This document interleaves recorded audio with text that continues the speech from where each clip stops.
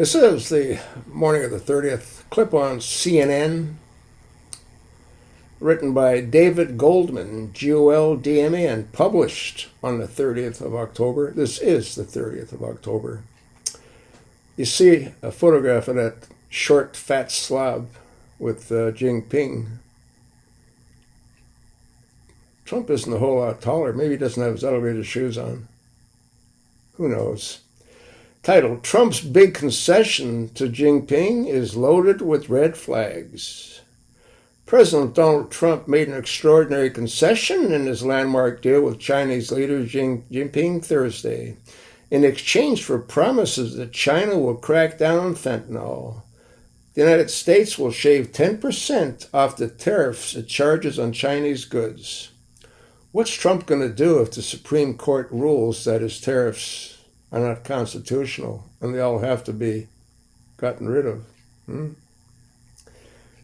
They're supposed to hear the arguments beginning on the 5th of November. Bald-headed Trump will lose whatever's left of his worthless mind. What's scary is he could start pressing buttons, and not just the buttons for the coke on his desk, but the nuclear bomb buttons. He's already told that moron Pete Hegseth to start testing nuclear bombs again. On the surface, it is a promising deal that could restore some of the trade that tariffs have stymied between the world's two largest economies. The reduction will bring the minimum tariff on Chinese imports down 20%, and the average tariff rate will fall to around 47%. That's lofty compared to many other U.S. trading partners. Well, it's 50% for India, but still more in line with the rest of the world. It could give some relief to U.S. consumers, and it means Chinese goods can shed the outcast status in the United States that Trump's high tariffs have imposed on them. But the tariff reduction is also a significant gamble for the Trump administration, which has encountered a persistent problem in its unprecedented trade war with China.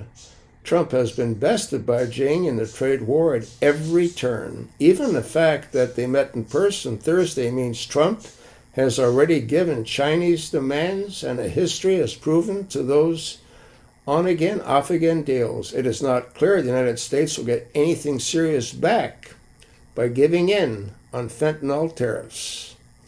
Meanwhile, Trump risks further eroding American relationship with its key allies while gaining a friendly relationship with his chief economic adversary.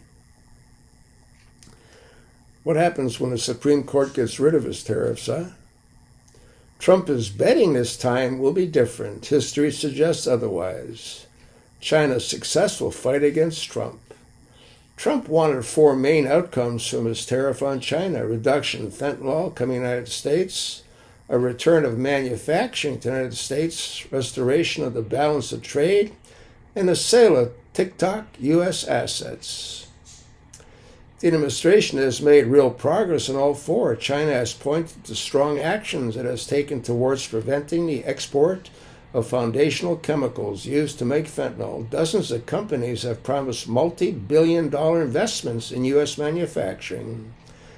The U.S.-China trade gap hits a 21-year low in August, and Trump and Xi Jinping agreed to a framework of the TikTok deal. But the frosty relationship has also caused major problems for the United States. China has restricted the export of rare earth minerals, crucial elements in electronics and military equipment. It has refused to buy soybeans, devastating American farmers, and it has made life more difficult for some key U.S. businesses by launching antitrust investigations. China has also put a hefty tariff on its own U.S. imports. You can finish reading the rest of the article. It's all bullshit. Trump's completely out of his fucking mind. You think not? Well, you're free to think whatever you like. I do. Pass it along, and thanks for listening.